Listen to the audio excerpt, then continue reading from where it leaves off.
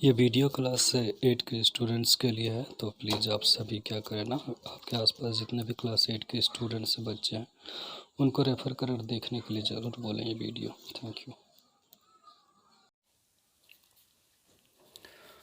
तो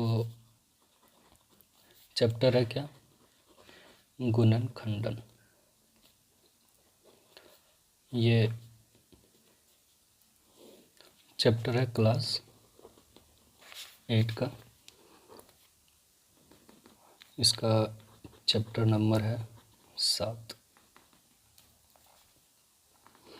इस चैप्टर का नाम है गुणन खंडन। तो सबसे पहले हम इसको थोड़ा डील कर दें कि गुणन खंडन का मतलब होता क्या है। तो गुणन खंडन का मतलब होता है कि किसी भी संख्या को या फिर किसी भी व्यंजक को हमको क्या करना है, गुना के रूप में उसको छोटे छोटे भागों में लिखना है, छोटे छोटे भागों में लिखना है। और वो ऐसा छोटा होना चाहिए, ऐसा छोटा टुकड़ा होना चाहिए जिसको हम और आगे छोटा ना कर सकें। तो गुणनखंडन का साफ तौर पर मीनिंग ये होता है कि किसी भी संख्या को या फिर किसी भी व्यंजक को गुना के रूप में, यहाँ पर लिखा हुआ है गुणन का मतलब होता है गुना। तो गुना के रूप में खंडन मतलब खंडित करना। तो गुना के रूप में छोटे छोटे टुकड़ों में खंडित करके उसको लिखना। तो हम गुणनखंडन पर चर्चा करते हैं। तो इसमें गुणनखंडन हम कई प्रकार से करते हैं। तो सबसे पहला जो मेरा है उसको हमको सीखना, जिसको हम लोग बोलते हैं अभाज्य गुणनखंडन या फिर अभाज्य गुणनखंड। अभाज्य गुणनखंड, अभाज्य गुणनखंड का ज़रूरत हमको हर जगह पे पड़ता है। ये क्लास 6 में भी काम आ सकता है, 7 में भी आ सकता है, 8 में और 9 10th में तो आना ही आना है। तो अभाज्य गुणनखंड कैसे करते हैं देखते हैं। जैसे हम एक संख्या लेते हैं 15, हमको इसका गुणनखंडन करना है या फिर इसको हमको छोटे छोटे भागों में लिखना है, इसका अभाज्य गुणनखंड करना है। तो कैसे करेंगे? तो सिंपली हमको 15 लिखना है यहाँ पर और इसको डिवाइड करना है। याद ये रखेंगे कि ये जब डिवाइड करेंगे, भाग करेंगे, तो हमेशा और हमेशा अभाज्य संख्या से भाग देंगे। अभाज्य संख्या ही यूज करेंगे हम इसको गुणनखंड करने के लिए। अब अभाज्य संख्या किसको कहते हैं? तो ऐसी संख्या जो केवल एक और स्वयं से कटती है उसको हम कहते हैं अभाज्य संख्या। जैसे एग्जाम्पल 2 3 5 7, 9 नहीं होना है, 11 13 17 19 21 तो होना नहीं है, 23, इस तरह से बहुत सारे हैं। तो इसका यूज करके हमको छोटे छोटे भागों में लिखना है। तो 15 को जैसे 3 से हम डिवाइड करेंगे तो 5 बार में, और 5 से करेंगे तो 1 बार। तो इस तरह से इसका अभाज्य गुणनखंड हुआ 1 × 3 × 5। तो ये हुआ इसका अभाज्य गुणनखंड। एक और संख्या लेते हैं, जैसे है मेरे पास मान लीजिए 49। तो इसको हम कैसे लिख सकते हैं? तो 49 लिखें और इसको डिवाइड करेंगे तो 49 किससे कटता है? 7 से, 7 बार में। तो 7 7 49 हो जाता है। फिर 7 से डिवाइड करते हो तो 1। तो इस तरीके से 49 को लिख सकते हैं 1 × 7 × 7। एक और संख्या लेते हैं, जैसे ले लिया हमने 100। तो 100 को कैसे करना है? 100 को ले लिए और अब हम डिवाइड करेंगे 2 से, 50 बार, 2 से 25, फिर 5 से 5 बार में, और 5 से 1 टाइम्स। तो अब इसके बदले क्या क्या आया? तो ये सारी संख्या, इधर जो भी संख्या आई इसका अभाज्य गुणनखंड है। इसको हम जब सबको गुना करेंगे तो वापस से हमको 100 मिलेगा। करके देख लेते हैं। 2 × 2 × 5 × 5। तो 2 दूनी 4, 4 पंचे 20 और 20 पंचे 100। तो इस तरीके से तो वही लिखना हमको यहाँ 1 × 2 × 2 × 5 × 5। तो ये हो गया इसका अभाज्य गुणनखंड। ये था पहला। तो गुणनखंडन का पहला जो पार्ट था वो अभाज्य गुणनखंड, ये पूरा हो गया। और अब हमको दूसरा ये पहला पोर्शन था गुणनखंडन का, जिसमें हम लोगों को पढ़ना था अभाज्य गुणनखंड। अब दूसरा पार्ट हमको पढ़ना है। इसमें भी हम गुणनखंड करेंगे, लेकिन इस बार हम व्यंजक का गुणनखंड करेंगे। ये सारी क्या थी, संख्याएं थी। संख्याओं का गुणनखंड हम अभाज्य संख्याओं की मदद से ऐसे कर सकते हैं। अब हम व्यंजकों का गुणनखंड करते हैं। तो अगला जो पोर्शन हमको पढ़ना है वो है बीजीय व्यंजकों का गुणनखंड, या फिर बीजीय व्यंजकों के गुणनखंड। हमको अब ये वाला पढ़ना है। तो बीजीय व्यंजक होता क्या, पहले ये भी थोड़ा बता देता हूँ, वैसे ये क्लास 7 में पढ़ना था। तो बीजीय व्यंजक भी संख्या के समान ही होता है, लेकिन इसमें क्या होता है, कोई चर भी उपस्थित रह सकता है। जैसे हम बीजीय व्यंजक का एग्जाम्पल आपको दिखाते हैं। तो ये जैसे लिख दिया हमने 6xy, तो ये एक व्यंजक हो गया, क्योंकि इसमें संख्या भी है और इसमें चर भी है, तो इसको कहते हैं व्यंजक। तो व्यंजक क्या होता है, संख्या और चर का समूह होता है। इसको हम पद भी बोल सकते हैं या व्यंजक भी बोल सकते हैं। तो इस तरह का जब व्यंजक रहेगा तो हम उसका गुणनखंड कैसे करेंगे। तो सिंपली इसको गुणनखंड करने के लिए आप सबसे पहले संख्या को अलग कर लीजिए। तो अलग कर लीजिए, मन ही मन अलग कर लीजिए। क्या है, 6। तो 6 को क्या लिख सकते हैं, 1 × 2 × 3, 2 × 3 6। अब क्या है, इसमें चर वाला भाग कौन है, एक x और एक y है, दोनों साथ में। आपको बीच में कोई चिन्ह नहीं दिख रहा होगा, लेकिन चिन्ह दिखे या ना दिखे इसका मतलब वहाँ पर गुना का चिन्ह है। तो x × y, तो इस प्रकार से इसका हो गया गुणनखंड 6xy का। एक और एग्जांपल लेते हैं, जैसे हम लिए 15x² y और z³ ऐसे। अब हमको इसका गुणनखंड करना है, तो कैसे करेंगे।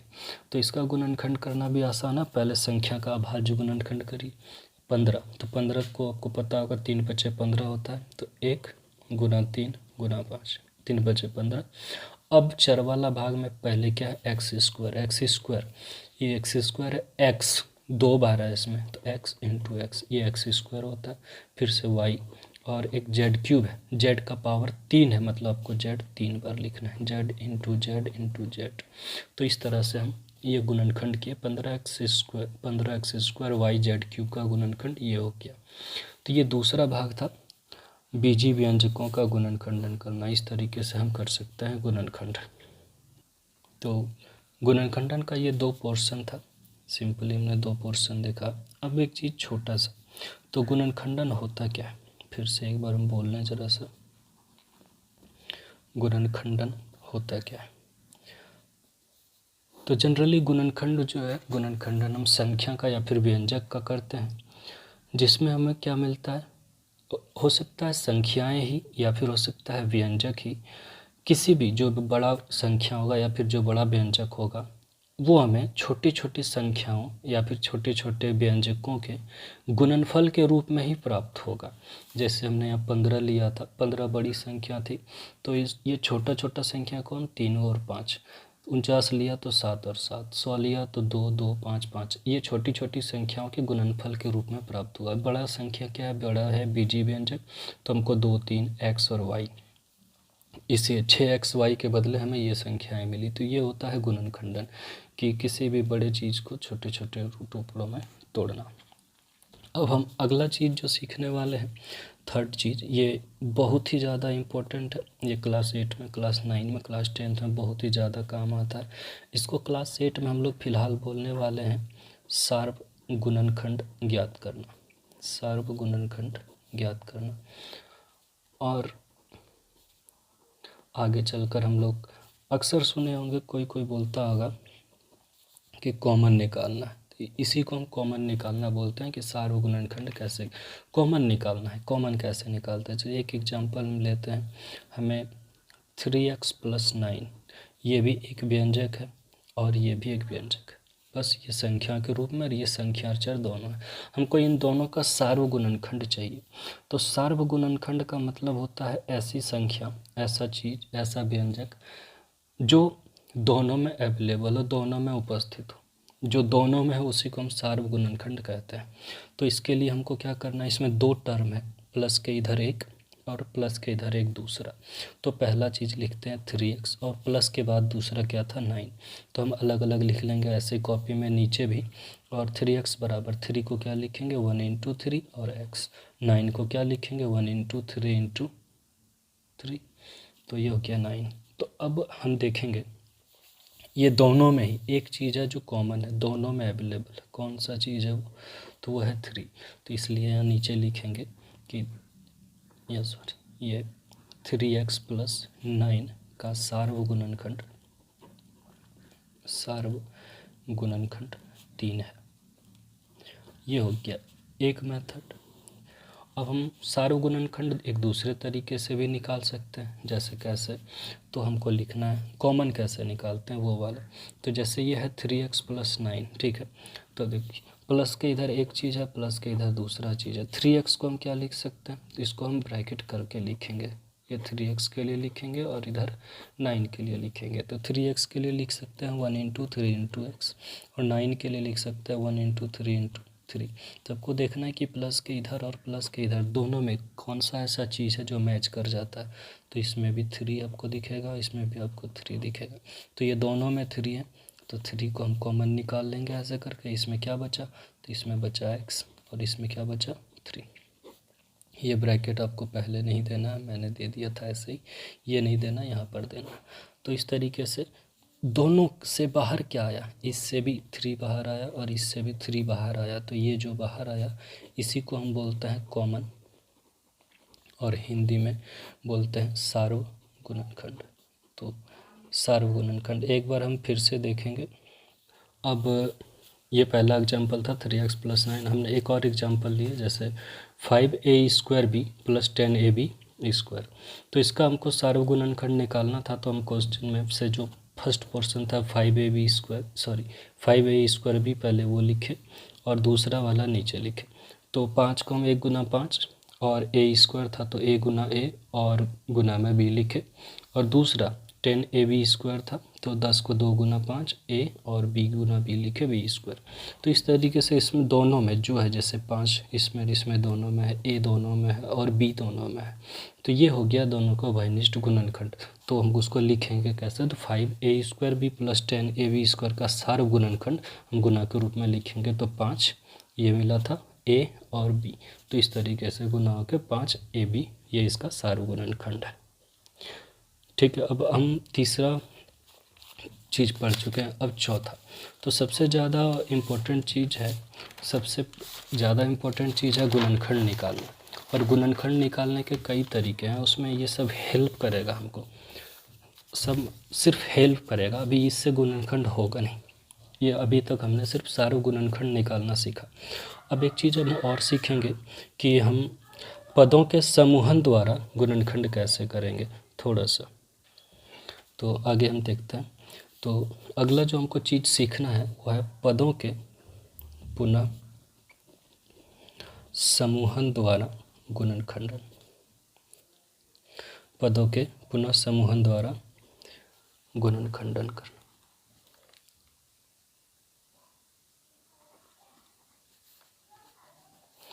अब हमको ये सीखना पदों के पुनः समूहन द्वारा गुणनखंडन।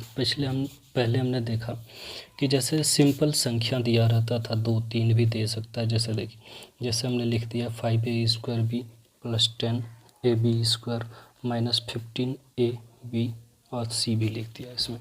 जैसे हमको इसका गुणनखंड करना है तो ये सारा पहले से ही ठीक ठाक है, इसमें हमको कोई एडिटिंग करना नहीं है। हमको क्या करना है, ना इसको इधर ना इसको उधर, कुछ भी नहीं करना, बस हमको तीनों पद लिखना है ऐसे करके। नीचे में हमको सार्वगुणनखंड चाहिए इसका, हमको सार्वगुणनखंड चाहिए इसका। सार्वगुणनखंड मतलब ऐसे कौन सी चीज़ है या फिर ऐसा कौन सा संख्या या फिर कौन सा व्यंजक है जिससे ये पूरा जो ये तीनों में उपस्थित है, या फिर उससे अगर हम तीनों को विभाजित करें तो तीनों विभाजित हो जाएगा। तो चलिए सार्वगुणनखंड हम ज्ञात करते हैं। तो जैसे पहला टर्म था 5a²b, दूसरा टर्म है मेरा 10ab² और तीसरा टर्म मतलब पद होता है, तीसरा जो पद है वो मेरा 15abc। एक्चुअली ये 15 नहीं है, माइनस में है, तो -15abc हम लिखें। तो जैसे हम 5 को क्या लिखेंगे 1 गुना 5, ए स्क्वायर है तो ए गुना ए, और बी है तो ये बी लिख दिए। अब अगला है 10 ए बी स्क्वायर, तो 10 को क्या लिखेंगे 1 गुना 2 गुना 5 और फिर ए गुना बी गुना बी। फिर जैसे 15 है तो -15 है तो पहले माइनस लिख लेते हैं, 1 गुना 3 गुना 5, तो 5 तिया 15 और माइनस आ जाएगा। तो ए बी सी भी है साथ में, तो ए गुना बी गुना सी। अब हम देखेंगे कि तीनों में कौन सा चीज़ है जो तीनों में उपस्थित है, तो 5 दिख रहा है हमको तीनों में है, फिर ए दिख रहा है हमको तीनों में है, और फिर एक बी भी दिख रहा है जो कि तीनों में है। तो इस तरह से ये जो पूरा है इसका सार्वगुणनखंड, इसका जो सार्वगुणनखंड है वो मेरा ये, हम गुणनखंड ऐसे भी लिख सकते हैं या फिर ऐसे भी लिख सकते हैं, तो जैसे मर्जी वैसे लिख सकते हैं। तो इस तरीके से मेरा सार्वगुणनखंड क्या आया, तो मल्टीप्लाई में लिखेंगे 5 इंटू ए इंटू बी, बस। तो यही मेरा सार्वगुणनखंड हुआ 5 ए और बी। 5 ए बी जो है वो तीनों में है, जैसे यहाँ 5 ए और बी, 5 ए और बी, 5 ए और बी। तो इस तरीके से ये होगा इसका सार्वगुणनखंड। लेकिन हम यहाँ चर्चा करने वाले हैं पदों के पुनः समूहन द्वारा गुणनखंड। तो ये पुनः समूहन क्या होता है? पुनः समूहन का मतलब होता है जिसमें ऐसा व्यंजक जिसमें आपको 3 से ज़्यादा या फिर 3 व्यंजक, 4 व्यंजक, 5 व्यंजक मिल जाए और एक जैसा नहीं हो, उसको हमको थोड़ा आगे पीछे करना पड़े। जैसे हम एक एग्जांपल लेते हैं, जैसे हम क्वेश्चन है मेरे पास, मान लीजिए 3xy प्लस 5 प्लस ऐसे करके 3y प्लस 5x ऐसे करके एक क्वेश्चन है। अब हमको इसका गुणनखंड करना है, हमको सार्वगुणनखंड करना है, तो कैसे करेंगे? तो हमको क्या करना है, इसके लिए हमको पहले एक जैसे चीज़ों को एक जगह पर करना पड़ेगा। जैसे यहाँ पर क्वेश्चन देखिए ध्यान से एकदम से, ये क्वेश्चन बहुत ज़रूरी है ये चीज़ सीखना। जैसे इसमें है 3xy, फिर ये है क्वेश्चन में 5, ये है 3y और ये है 5 और x। देखिए इसमें चर है x और y, इसमें है y और इसमें है x, तो इसके साथ इसका भी जोड़ा लग जाएगा और इसके साथ इसका भी जोड़ा लग जाएगा, लेकिन हम इसके साथ एक को ही लिखेंगे। तो ये जो बचा 5, अच्छा 5 के साथ इसको लें या फिर इसको लें, ये यही प्रश्न है कि 5 के साथ इसको लें या इसको लें। तो ये 5 के साथ 3 का तो कोई मेल होगा नहीं, तो 5 को 5 के साथ लिखना ज़्यादा अच्छा रहेगा, तो इसलिए हम इसको नहीं लेंगे। तो हम समूहन कैसे करेंगे, थोड़ा सा अरेंज करेंगे, आगे पीछे करेंगे। 3xy के साथ में हम 3y लिखेंगे और ये 5 और ये जो 5x था और 5 था उसको साथ में लिखेंगे, 5x प्लस 5। अब ये दोनों में अलग सार्वगुणनखंड निकालेंगे, ये दोनों में अलग।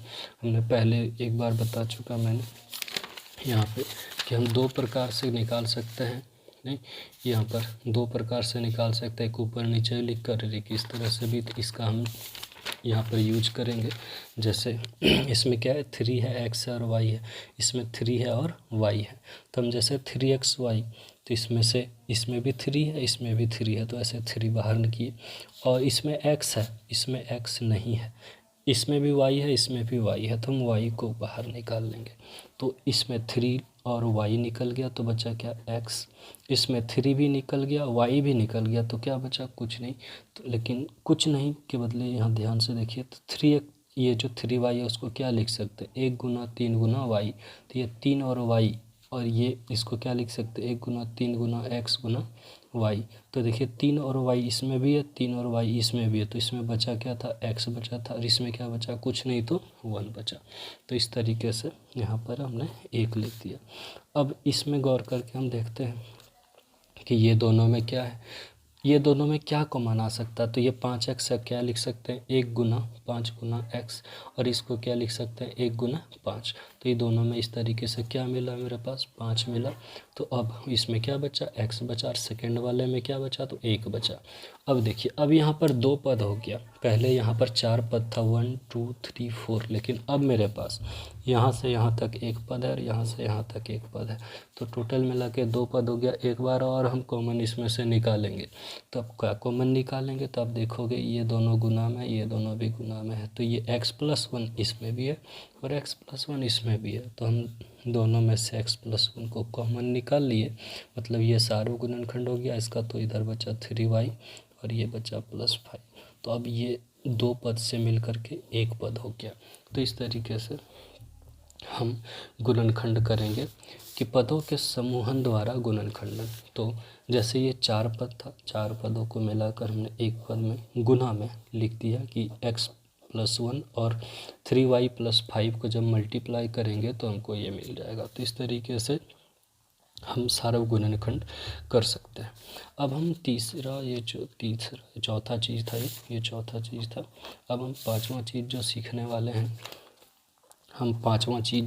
वाले हैं वो है सर्व समीकाओं द्वारा या फिर सर्व समीकाओं के प्रयोग करके गुणनखंडन करना। सर्व समीकाओं के प्रयोग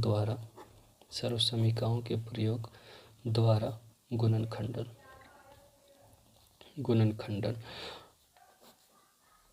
अब सर्व समीका मतलब सिंपली फार्मूलाज जो आपके जब किताब में रहते हैं आपको याद कर लेना। जैसे हम कुछ फार्मूलाज लिखते हैं जिसका हम लोग यूज करने वाले हैं, जैसे a+b का होल स्क्वायर बराबर क्या होता है, तो a² + 2ab + b²।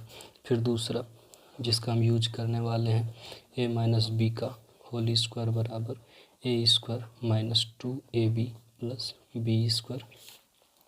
तीसरा फार्मूला जो यूज करने वाले हैं, हम क्या करने वाले हैं, a + b × a - b बराबर क्या, a² - b²।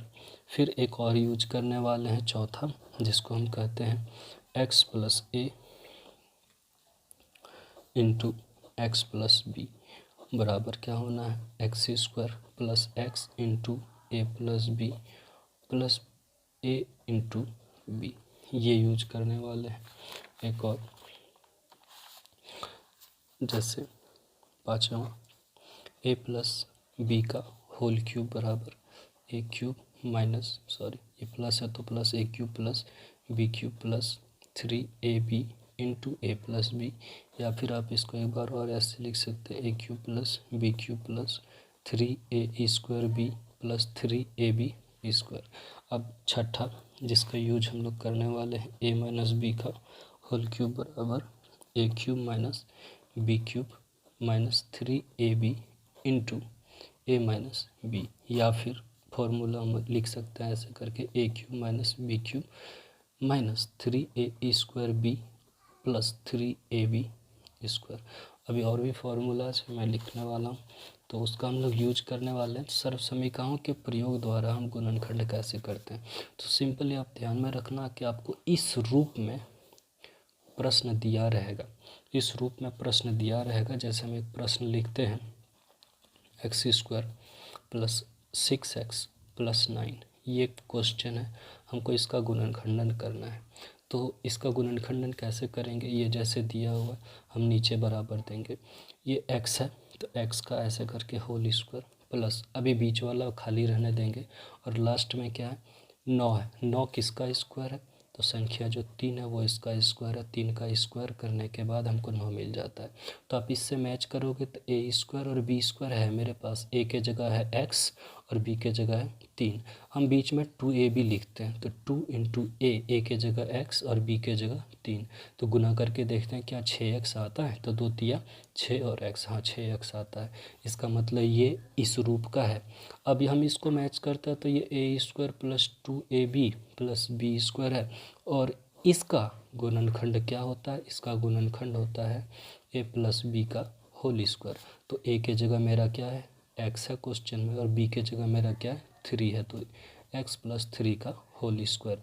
तो ये इस तरीके से हम गुणनखंड करेंगे। तो ये अभी भी स्क्वायर के रूप में है, तो इसको आप क्या करेंगे 2 बार लिख देंगे ऐसे x + 3 और फिर से x + 3। इससे हम इसको और आगे हम डिटेल में बताएंगे अगले वीडियो में। अभी इतना ही।